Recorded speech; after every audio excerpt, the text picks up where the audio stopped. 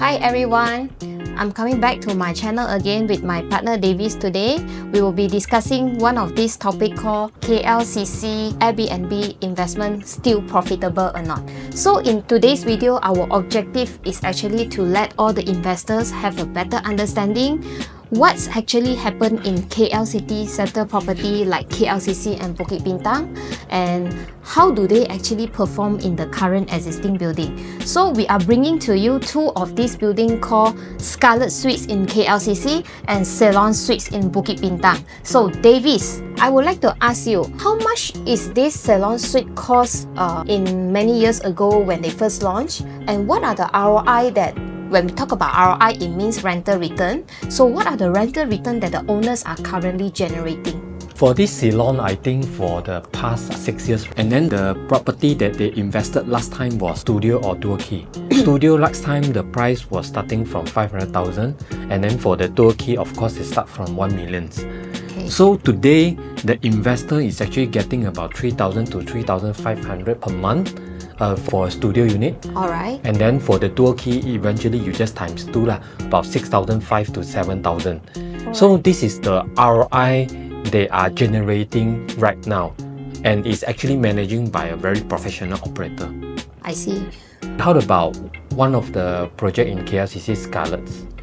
Talking about Scarletz in KLCC, right? Let me have a short brief to you guys. From KLCC Scarletz, eventually the tourists or guests, if they walk to the Petronas Twin Tower, it will take them like probably a 15 minutes walk. So it's about 750 meters lah. I would say like there are a lot of people has the impression that, oh, the walking distance is quite far. So does that mean that the occupancy is not good? So in Scarletz, right, this is currently already a 2-year-old building. So 6 years ago when I transacted this property to my existing owner, the studio is actually cost about 600,000 plus, and a dual key actually cost about 900 over 1,000. So currently, as not too much different from what we shared, the studio are also currently generating 3,200 to 4,000 net income to the owner. That's for studio. And as for the dual key, the owners are currently generating double of the rental income from studio lah, which is about 6,000 to 8,000 range. Depends it's a high season or low season.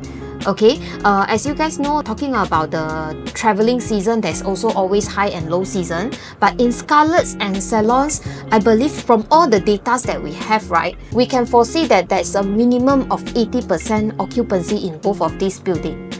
I think there is a secret, or maybe there is a features that definitely these two of the buildings they had for them to outperform compared to all the competitors nearby them.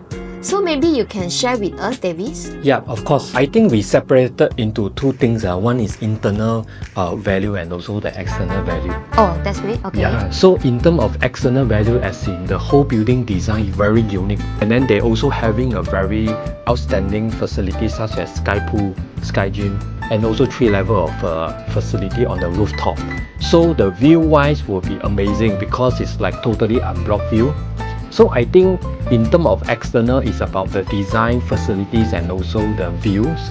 And then in terms of internal, I would say the way how they decorate the interior design is really amazing, because compared to very traditional hotel, their design is very classic. But for us, we are trying to input a lot of outstanding interior design so that when they want to choose among other units in Airbnb in KLCC, they will priority us.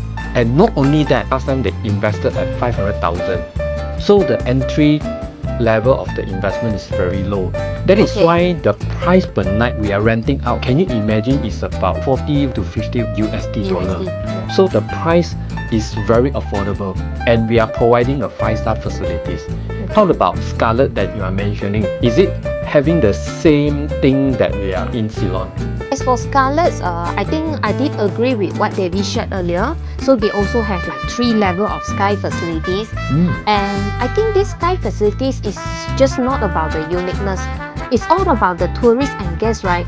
Every time they check in, it's totally a Instagrammable facilities. Wow. Where they take the pictures with a good view facing KLCC, facing KL Tower, and they post it on the social media. So that is also one of the pull factor for them to put in the social media, and that actually generate more good review for the building, and that's also bring more new tourists to come into the place. And of course, I think to cover one of the very last part for this Scarletz and Ceylonz among the similarity, I think definitely will be the proper front concierge. The proper front concierge that they set up in the building, I would say is quite similar like a hotel. It's just that this kind of building actually give a homestay to the travelers. At the same time, they enjoy 5-star facility. So a proper front concierge setup is also a very important experience for the guests, because you wouldn't want the guests to come and stay your place, but they have to go to the mailbox check-in like the traditional way. No wonder they are outperformed among other buildings in KLCC. Yeah, definitely. I mean, this will be a few key points that they really perform. How about the experience? Because I believe most of the travelers last time they will stay in the hotel. Correct. Cindy, do you think they will choose Airbnb instead of hotel right now? Or you think the target market of both these categories are different? I think I agree with what Davis mentioned on his last statement, which is the target market for both of this range is totally different. For hotel, people who love to stay hotel like me, I will still prefer hotel. But I do also actually survey with a lot of tourists and also the travelers. People who likes to stay Airbnb across all the country, right? Every country they go, they will hunt for Airbnb units. Because it's uniqueness of the experience? I think it's more to the interior, because like they are coming for a long stay. So first they want to looking for like a very affordable daily rate place to stay. And secondly, they want something that has the washer and dryer, because they are staying like for a week or two. So these are some of the different experience that Airbnb guests require.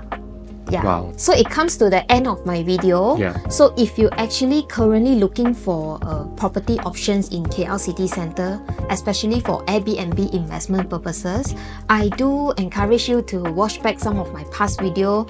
There are some of the projects that I cover, which I think the location is really super strategic, that I mean you can really explore.